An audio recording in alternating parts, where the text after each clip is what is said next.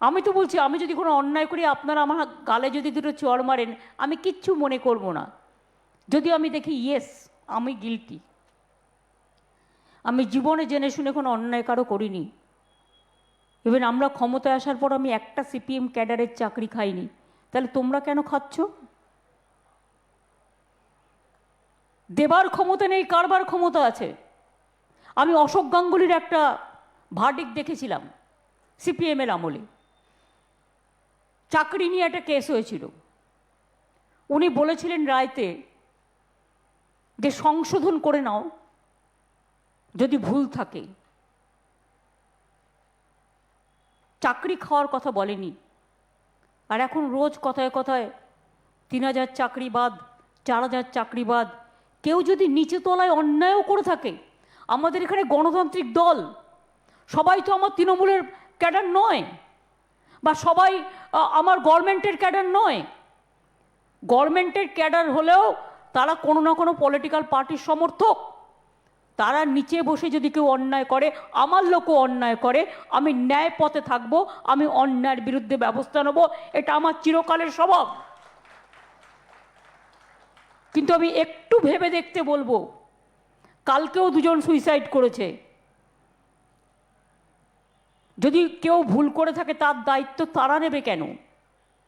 আজকে একটা ছেলে মেয়ে বিয়ে করে সংসার করছে, আজকে একটা ছেলে মেয়ে চাকরি করে বলে তার বাবা মাকে দেখতে পাচ্ছে। হঠাৎ করে চাকরিটা চলে গেলে সে খাবে কি? সে ভাবছে আমি থাকতে আমার ছেলেমেয়েরা পাবে কোত্থেকে? আমি তো বলছি, যারা অন্যায় করেছে অ্যাকশন নিন, টেক স্ট্রং অ্যাকশন। আমার কোনো দয়া নেই তাদের জন্য। কিন্তু ছেলে মেয়েগুলো যাতে ভিক্টিমাইজ না হয়, তাদের চাকরিটা আইন অনুযায়ী ফিরিয়ে দিন। আইন অনুযায়ী যদি কোনো ভুল করে থাকে তাকে সুযোগ দেওয়া হোক। দরকার হলে সে আবার পরীক্ষা দিক, দরকার হলে তার জন্য আলাদা কোনো বন্দোবস্ত, কোর্ট যেটা বলবে আমরা সেটাই করে দেবো। সিদ্ধান্ত আপনারা দিন। আমি চিফ জাস্টিসকে পেলাম না, সামনে সুব্রতদাকে পেলাম। আমি শুধু এটুকু বললাম, এটা আমার মনের ভাবনা। কারণ আমি যখনই কাগজে ছবি দেখেছি কালকে জলপাইগুড়িতে সুইসাইড করেছে, সকাল থেকে আমার মনটা কাঁদছে। সে কোন দলের সমর্থক, কোন এর পার্টির সমর্থক আমি জানি না, কিন্তু পরিবারটা কাঁদছে। ওরাও আমাদের পরিবারের কেউ না কেউ সদস্য। তাই আমি বলবো, কথায় কথায় লোকের চাকরি খাবেন না, এটা রাজনীতি নয়। দেওয়ার ক্ষমতা নেই, কিল মারার গোসাই হয়েছে কিছু পলিটিক্যাল লোক। কত কেস পড়ে আছে তাকাবে না, রোজ পিআইএল মানে পলিটিক্যাল ইন্টারেস্টেড লিটিগেশন। আমরা আগে জানতাম পাবলিক ইন্টারেস্টেড লিটিগেশন। আজকে এই জিনিস চলছে, কেউ কেউ নিজের স্বার্থে করছে, সবাই নয়। আমি আইনজীবীদের বলবো, ব্যাপারটা ভেবে দেখবেন। ব্যাপারটা ভেবে দেখবেন, যখন মানুষ অসহায়, যখন মানুষের কোথাও যাবার জায়গা থাকে না। অন্য রাজ্যে তো এটা হচ্ছে না, এ রাজ্যে কেন হচ্ছে?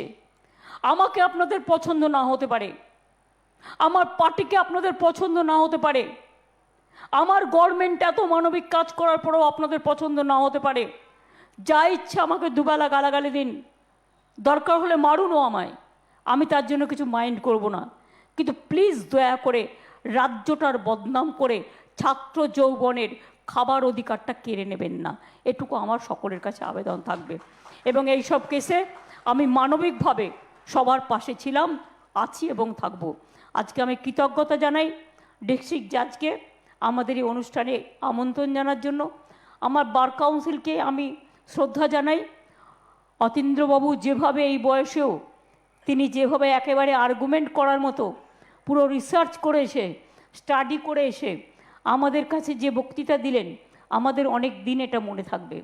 এবং বিমানদাও তো বলেছে, ববি অরূপ বাবুল না বললেও আমি তাদের বলবো, বাবুলকে এবং সঙ্গীতের যে টিমটাকে প্রোগ্রাম শেষ হওয়ার আগে আপনাদের যা সিস্টেম আছে করে জাতীয় সঙ্গীতটা যেন করা হয়।